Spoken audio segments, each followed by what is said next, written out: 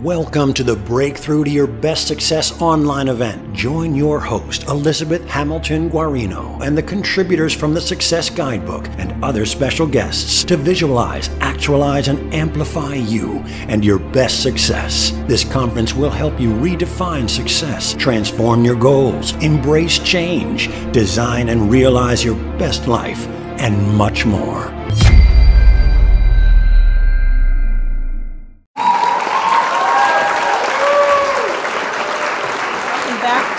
Our Success Guidebook book launch event called Breakthrough to Your Best Success. And with me is NFL great Merril Hoge. And you played a lot with the Pittsburgh Steelers. You've written some books. My favorite that you've written is Find a Way. But overall, you know, you're speaking and doing all these cool things. How's success brewing for you these days? How are you doing? Well, you know, it's part of my message. You know, I don't think, I have yet to find, you know, truly successful people ever truly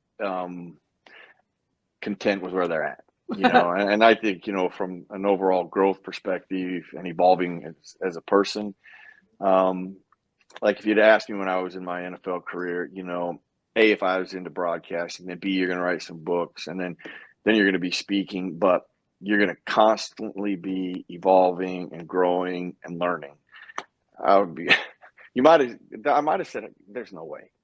and honestly, at this point in my life, I am like, gosh dang, there's so much still to learn, evolve, and grow in. And that excites me, that energizes me, and it helps me with my message because, you know, personal success is important for everybody. You know, there's different degrees of that, different meanings in that, but having that constant success in your profession, your craft, and personally, they matter to people, and helping them kind of self-evaluate, look at things, approach things a little differently, tap into things that they may have not realized that existed, you know, or they may have forgotten it and had it one time and re-sparked it to go back and apply it and learn it is what has been extremely extraordinary and powerful here in my next chapter in my life.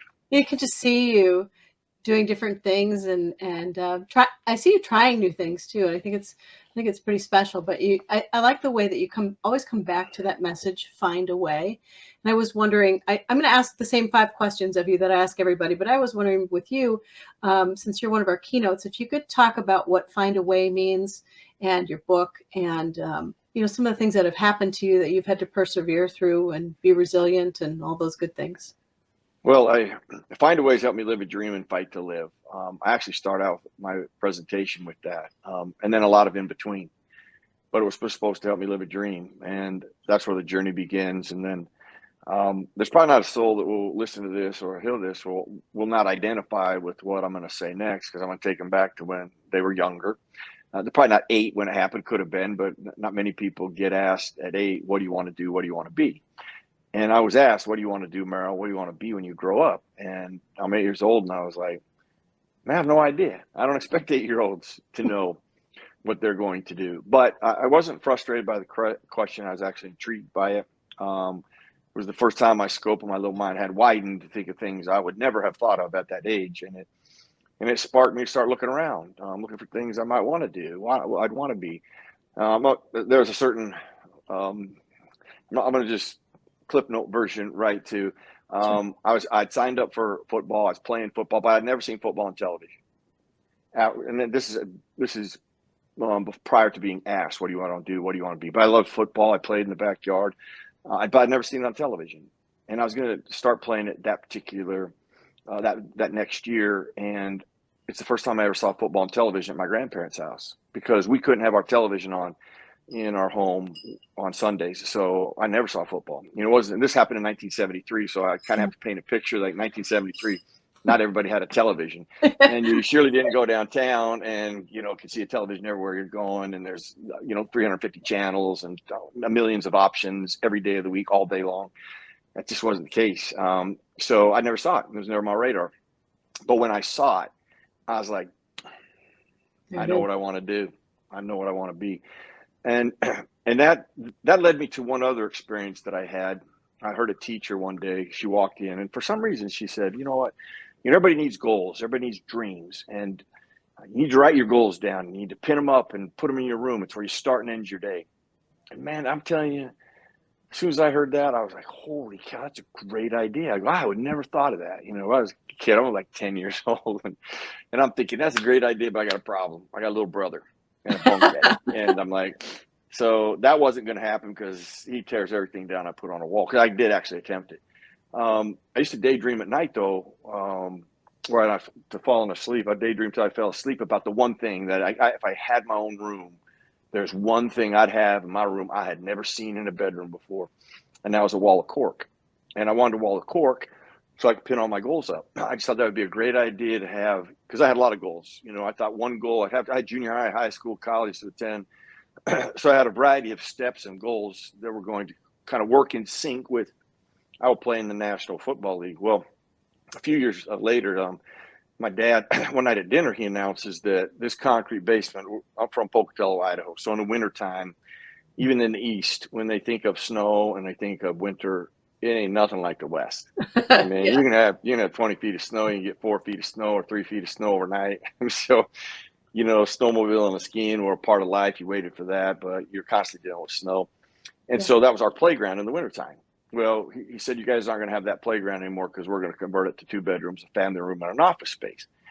And then he said, and one of those bedrooms is going to be yours, mine. Oh, there you go. So as soon as he asked me, I'm like, can you make me a wall of cork? And he was like, what? Why do you need a wall of cork? Oh, I explained to him. He said, he goes, I can't promise you anything, but we'll see what we can do. Yeah. So what I did is I actually wrote down all my goals.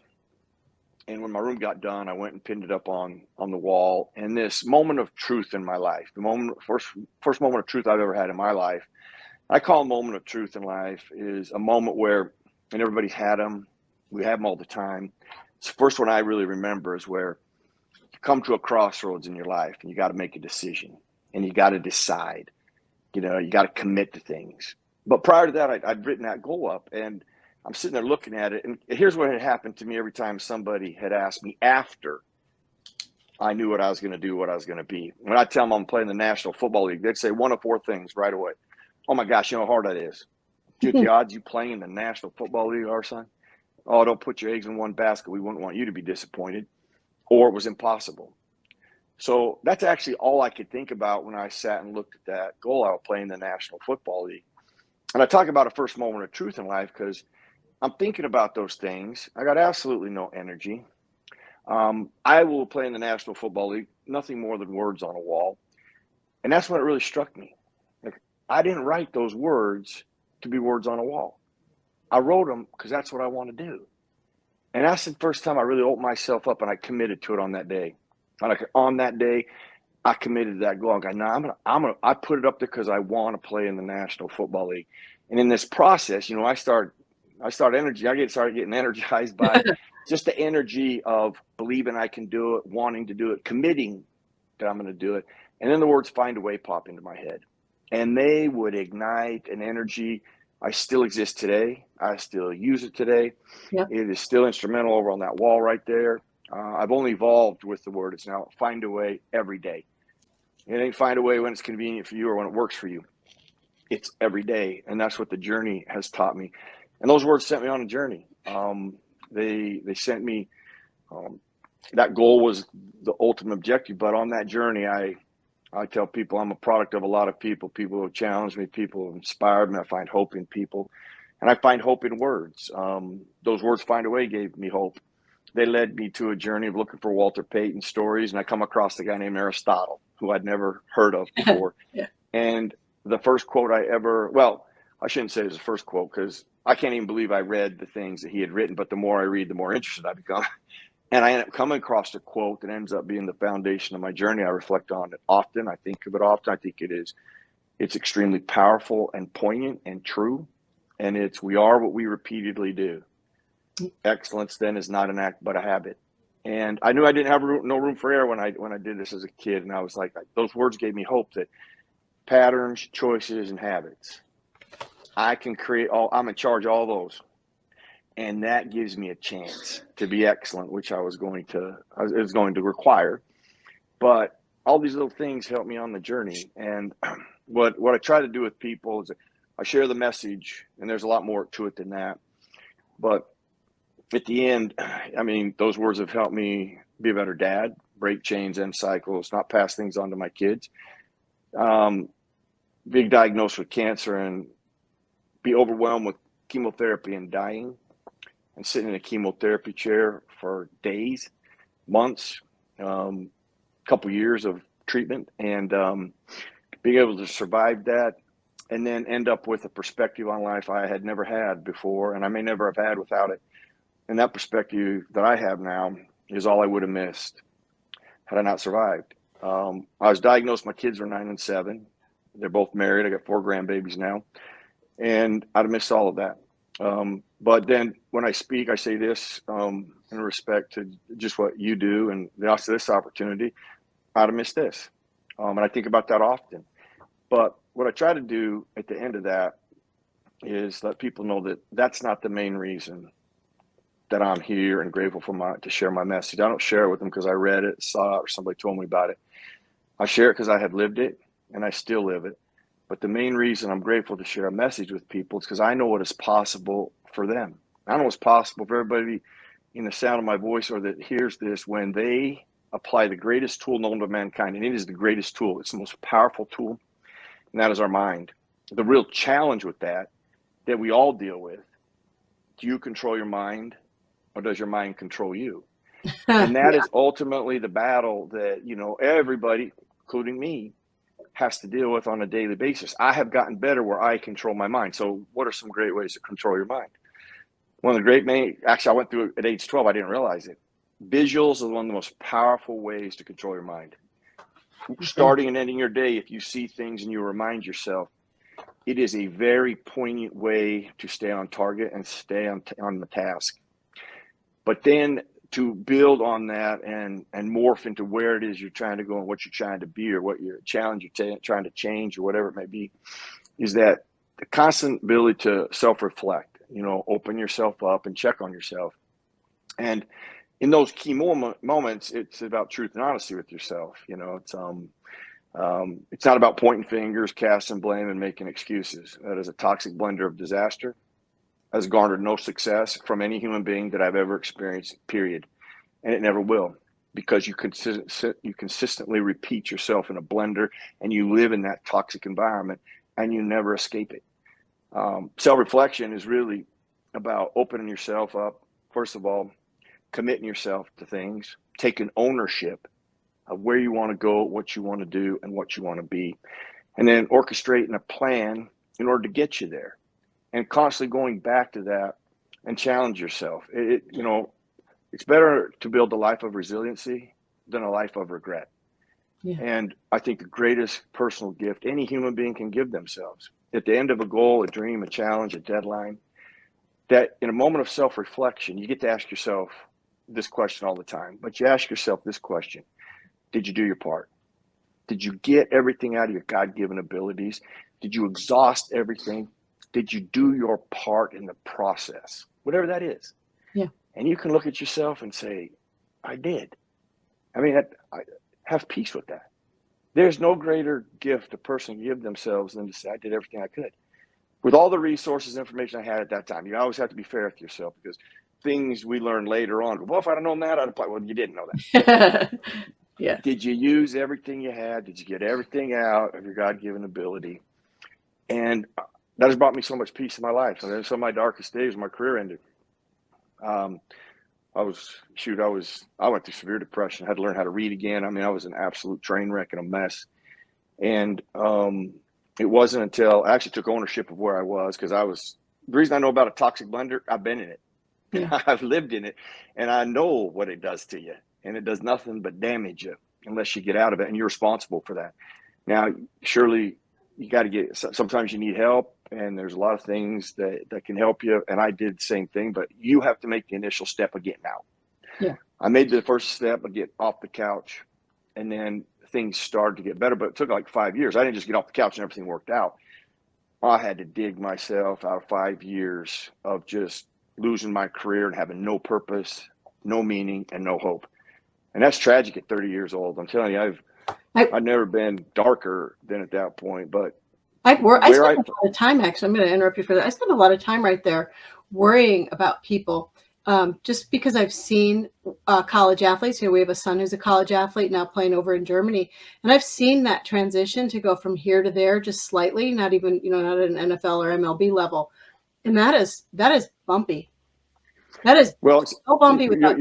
Elizabeth, it is. I mean, especially if you have no plan. Yeah, And I'm not saying I didn't have a plan. I did. I actually was working on a plan, but probably my did, but career, it's so fun. my career abruptly ended in the middle of the season. Yeah, And that I didn't see coming. right. And then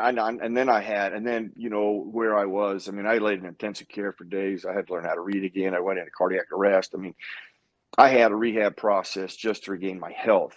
Yep. And then I'm regaining my health, and I have no vision or purpose or no meaning to go into. So it just continued to spiral out of control. And but I share this moment. I talk about a moment of truth in life, and then did you do your part? I take it. Like I was telling you, it took 5 years, because it really did. It took me like 5 years. Like I would still go into a depressed state when I went to cover the Super Bowl with ESPN. It's killing me to go there, because it's the one thing I never accomplished, and it's the only thing that I signed up to do. I didn't sign up to make money. I didn't sign up to win playoff games or Monday night games or regular season. I signed up to win a championship and a Super Bowl. That's all I wanted to do. That's all I envisioned doing. And when my career was over, that was part of the load I was putting on myself. I was beating myself up for it. Then I had to start measuring myself up to guys like Walter Payton, who I had idolized as a kid, and I got to know better in my career. And every day I compared myself to what he did versus other people did. And this guy didn't even shoot half the time. He was late for meetings, and he won a Super Bowl. I mean, I was doing all kinds of toxic things. And finally, one day, just before I was going to the Super Bowl in Atlanta, New Orleans actually was. I took a moment of self-reflection, and I said, okay, let's just put this to rest once and for all. And I'm talking about myself, me, myself, and I, in a mirror. And I'm like, did you do your part? Like, and I was like, man, I couldn't. In fact, my training was pretty. I did water training. I was doing some advanced things even when I was training that nobody else had been doing. My preparation, I was always buttoned up. I played as hard as one could play, and I made no mental errors.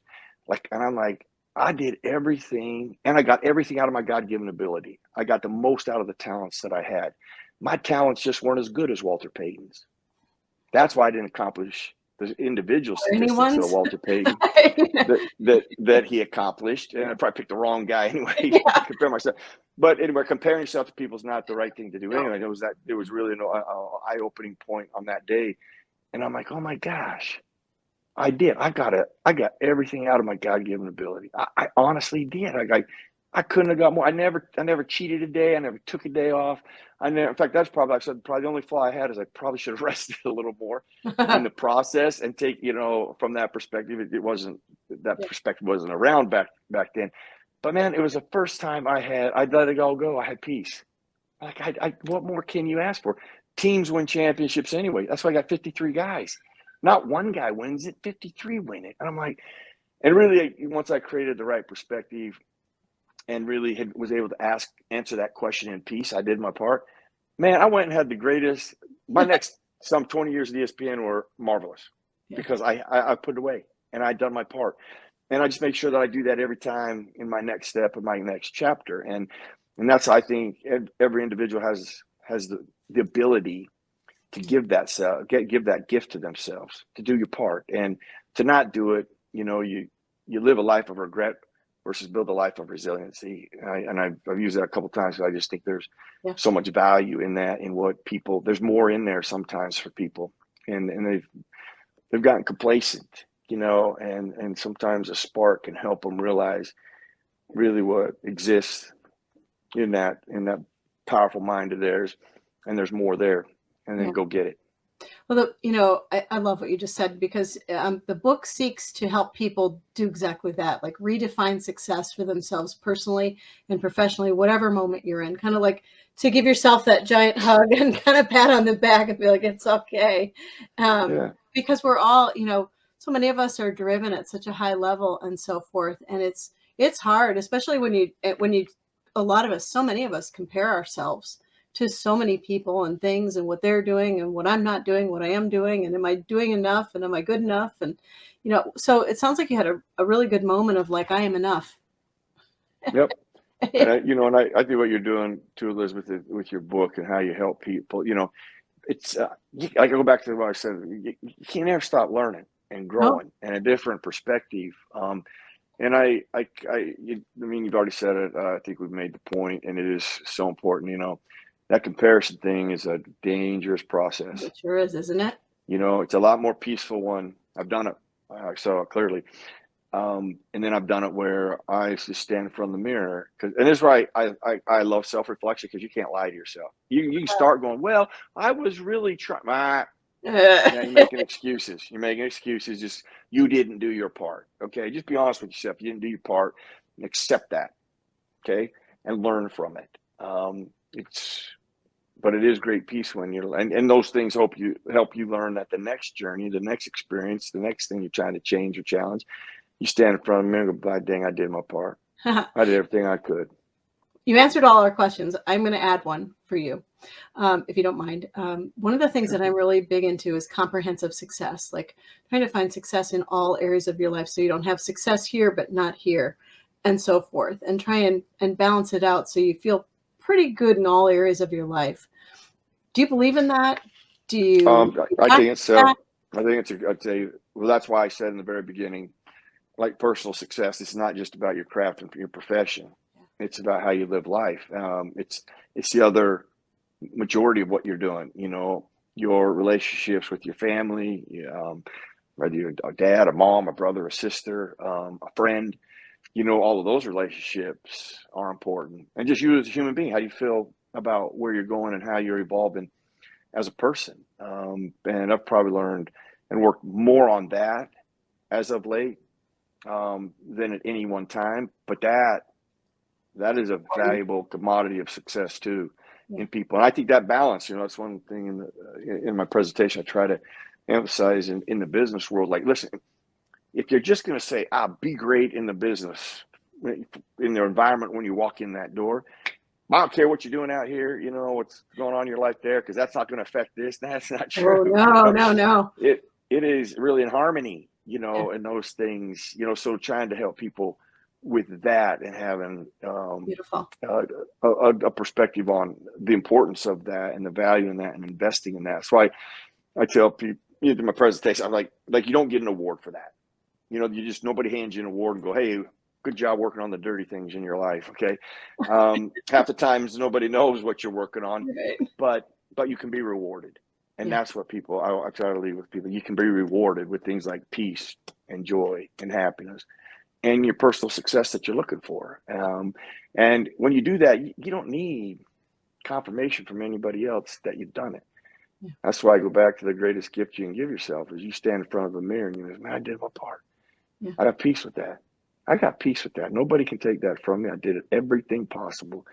And, it was, and really where I look at things, wherever that took you, you are excellent. Beautiful. You got the most out of your God-given ability. That's wherever you end up, that's excellent. I'm going to be 55 this year. And I'm like, I'm putting up a cork board, Merril. It's a cork board's going up. Because, I have new goals. I have new dreams and new everything. Like we kind of put up our own cork board that wasn't really on the wall to like leave Maine in the winter and go to South Carolina for 8 weeks and things like that. So there are like little victories you can have that have like a ripple effect of success across all areas of your life. But I love the visualization because you put up a vision board before probably that word was a thing or those words. Yeah. Well, I tell you this, I just go back to that when that teacher said that, I was like, man, I might have been the only 10-year-old that went, that's a great idea. And then, but she didn't mention the cork board. I actually came up with that. And actually, I don't share this story. I'll just make it quick. I go, the reason I decided it was a wall of cork. The reason I do that is as I was raised with an iron fist. Okay. So the first thing I thought is like, man, if I put a hole in our sheetrock wall, my dad sees that, I might not see age 11. I mean, he will just, that will now send him over the roof, man. If I put a hole in my wall, so I'm like, ooh, how can I do it without a wall of cork? That gets me out of everything, because it's meant to pin stuff up. That's how come I come up with a wall of cork. It wasn't that I had this great idea. I was like, how can I make it to age 11? It's like, That's awesome. I want a wall of cork. That'll get me out. That'll get me to my next year. Do you still have one? Yeah, I got one right over there. Now it's not an entire wall anymore. Now my bedroom was it was half a wall. It was half. I mean, my dad made it. It's a wood chair rail, and then he put 3 panels of cork above it, and it was a half a wall. It was massive. I mean, but I used every bit of it. I used there's so many things I'm not going to bore you with. I mean, no, I've I done love hearing everything. visuals. Yeah, it's cool. Well, in these visual things, they're impactful no matter how long the journey is going to be. Like, for example, when I got drafted by the Pittsburgh Steelers, went to training camp, they give you a playbook that's bigger than this, okay? And there's like, well over 100 plays. If you want to talk about all the different formations, I mean, like 300 different things that you got to know. And that's not even the defenses that they go against. And it's overwhelming. They give you 3 days, you go home, and you got 5 weeks to get ready. And here's what I did. I wrote down every play. I wrote it out, what my job was, what everybody's assignments were, and I pinned all of them on my wall. I had them all the way across my wall. Wow. And every night before I went to bed, I read them off. I read off what I did, the play call, and what everybody's supposed to. Now, it took me, literally almost about an hour and a half to get through it all. Then I got up early, and I read them again. I did that for 4 weeks straight. It's all I did. Because when I walked into training camp, like these quarterbacks would come out and go, okay, we're going to go X, right, Z, 49 dig, 87 Z, Y out on 3. I'm like, what? And when you hear that, you're like, I didn't even hear. I heard a Z in there. I go, I don't even. That's what I heard. I heard Z at the end of it. Right, but everybody that's in that huddle that knew the offense, like the first time they got like 3 words out of his mouth, you could see they knew what they were doing. Yeah. And I was like, man, I got to know the playbook like that.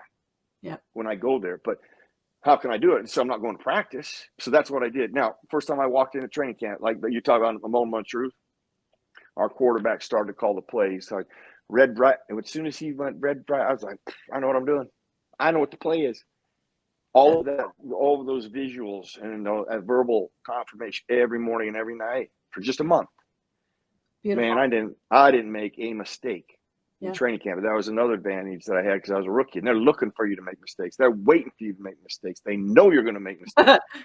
And then when you don't, that starts to stand out. And that was one of my advantages. Yeah. Can you talk, before we go, can you talk about how success just doesn't land in your lap? I know you just gave a great example of it, but can you talk about it could be easy to be drafted and be like, I'm so cool. I don't have to work anymore. Yeah. I'm great. Kind of thing. And that there's an attitude though, that separates people from that, greatness separates itself out in different ways. And I know ego-driven type stuff like that isn't usually one of them. But I don't know if I phrased that perfectly well, but can you talk about how you're always working and achieving and going to the next level, and success just doesn't magically appear? Well, I'll go back to Aristotle's quote for a second. You are what you repeatedly do. Excellence is not an act, but a habit. Okay, so nobody's just going to stumble out of bed and become excellent one day or garner some type of success. There's a couple things that you're going to have to do. And one thing, people, I used to get asked to speak to young people, like in college, people getting ready for jobs. Yeah. And it doesn't matter what your craft is. There are 2 things. Well, I can think of about 3 things, but there is one thing that you had better do always, and that is be prepared. Be prepared. Be prepared. Be prepared. If you think for a second, I'll wing it. It'll be okay. That is a recipe of disaster. Ain't nobody going to wing it. You get exposed for winging it. But those people that are prepared and ready, man, that is when you grow and that is when you thrive. And that's not easy, and being prepared is every day. That's why I find a way to every day, that you just don't find a way when it works for you or when it's convenient for you. And if you want to just do things when it works for you and convenient for you, do not be shocked at the results. Yeah. Don't wake up one day and go, wow, what? I mean, nothing ever happens in the right direction for me, because you get up every day and you do it if it's convenient for you, if it works for you, if the weather's good, if that does fit my schedule today, I can do that. It's not how it is. Yeah. When you have to commit and sacrifice and work for things, then you garner the rewards are success. And that relentless commitment of every day is the thing that is probably going to take you to the top or put you over the edge or separate you from somebody else. Yeah. I cheered for football, and I'm like, okay, I know football. And then you get around you and you're like, I probably don't know football, but I know a little bit about it. But I always want to ask you about football, but I'm terrified to ask you about football because I don't know if I'm asking the right thing or not. But I think we can go there for a minute. But can I ask you, like, what's your favorite, what's your favorite moment in football personally for you? Do you have like one or two? Yeah, like I do. I got many. I got I many. know you do. And none of them have to do with playing the game. Okay. My first one would be, and I'd mentioned him already, was actually meeting Walter Payton, my second preseason game in Chicago.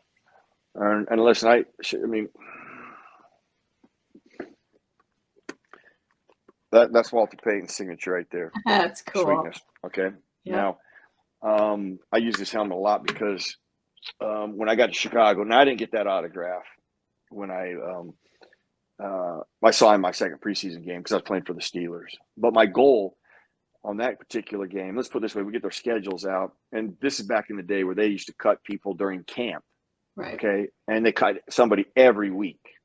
They didn't wait till the end of the preseason and then cut everybody. They would cut people daily, weekly. And so I made a goal. I'm going to make it to the second preseason game for sure. That is a for sure. I'm going to Chicago, and I'm going to meet Walter Payton in person. I'm playing on the same field he's played. I've been idolizing that guy since I can remember. I still got a Chicago Bear lamp. Oh, it just cut out. Your audio cut out. There you go. You're good again. The Steelers were the other part. Yeah. So I had a Chicago Bear lamp, stool, and the Steelers were my other favorite team. So I'm playing I got to play for my two favorite teams. But what I did is I just wanted to share with Walter what he had done for me indirectly. Now, I got to paint a little bit of what happened. We lose 50-0. Right. So I go over and meet Walter Payton at the end of the game, but I couldn't find him initially. And I'm like, oh, God, he's the all-time leading rusher. I mean, he ain't sitting around waiting for some idiot like me to come over and tell him how great he is. He's probably in the locker room. And in Chicago and Soldier Field, we lockered by each other. So I was going to go in my locker, put my stuff down, and I was going over to that locker. I wasn't leaving there without meeting Walter Payton. But on my way off the field, I looked to my left and I see him walking, and he's all by himself, and he's almost at the 50-yard line. So I remember running out on the field because that big C was there, and I ran up on, and I come up on him, and I was taken back. I was taken back because I had built Walter Payton up to be just a mountain of a man, and Walter Payton's 5'10", 205 pounds. I'm 6'1", 230. And I was so much bigger than him, and I was taken back. But that actually that was like a Mike Tyson sucker punch because I was taken back by that originally. But I got out how it impacted me of his mindset of every day. That's where I learned every day from, is that he talked about his relentless commitment in the off season and during the season, and it's every day. And I developed that. I took that apart and made it as part of my makeup, in my practice, in my everyday makeup, actually. Then I started to share how I tried to run hills like he did, and I went on and on and on. And was he nice? Well, here's what happened. So I get done, and I asked him for an autograph. Okay, I've never asked for an autograph before. I'm not a big autograph guy. And he paused for a second, and the first thing that captures my attention, he says my name. He remembered my name. He said, "Hey, Merril." Oh, cool. Thank you for taking the time to come over here and tell me that. He goes, "That's the nicest thing I've ever heard anybody ever tell me." He goes, "I don't have a pen with me." He goes, "But why don't you do this? Why don't you take these?" So he takes his wristbands, his elbow pads off, and his headband, and he handed them to me. Okay, I'm going to tell you right now, that's better than an autograph. It is. In my eyes, that's better than an autograph. Yeah. And I walked off the field like I'd won the Super Bowl. Yep. And the thing that he did for me on that day directly how he made me feel, I've never forgot. I'm telling you, when I talk to people, I think about Walter Payton once a week. I do, because that was not the most, probably not the swiftest, kindest, most gentlest, reverent way to approach somebody. And I was all over the place. I was probably a train wreck. Was it the nicest thing he's ever heard in his life? Absolutely not. I guarantee it wasn't. But that's not how he made me feel. Yeah. And I've never forgot that. How he made me feel. And how you make people feel is important. You don't know where they're coming. It might not be an ideal time for you. Was that an ideal time for him? Probably not. But he didn't let me know that. And I just never forgot that. You are that to me. Just so you know, I have your words find a way in my head all the time. God bless you. All the time. So look what you do with that. See, that's about you. That's about you, though. So that's about cool. See, that's about you. So that's what I love. That's about you. You know, you take that and you channel it, and look what you've done in this book. How you will. I mean, this is just the start of your journey. Like all the people that are going to respond to you from what you have done, what you have shared, the spark you've created. I mean, that's. But money can't buy that. I've just been so extremely impressed by you, by the way you've treated me. I tell everybody about it. I'm like, he is so kind. He does not have to say yes to me. He could be like, I'm good. and you do. You're my autograph. You know, I think you're just tremendous. So anyway, I love the way you are aware of that and that you pay that forward to people, because it really matters. That matters more than any dollar, anything. How I completely agree with you. I really think so. So I am so grateful for you letting me keep you. I know we've gone over time. Well, I'm so grateful. I owed you that, Elizabeth. Listen, I put you. I missed you at 4, and I put you. I just thank you for your Justin and having me a part of your book and what you're doing. I really appreciate it. Very kind to you. Yeah, so grateful. All right. I'm going to tell everybody too what your website is before we go. Yep. Everything that is on merrilhoge.com, MERRILHOGE.com. 2 L. There's only 1 L and no D. So it's not like Merrill Lynch, bullish on America. It's only 1 L and no D in Hodge, even though it sounds like there is. So thank you for letting me say that. Perfect. All right. Thank you so much. And thank you everybody for listening. Take care, everybody. Thank you again.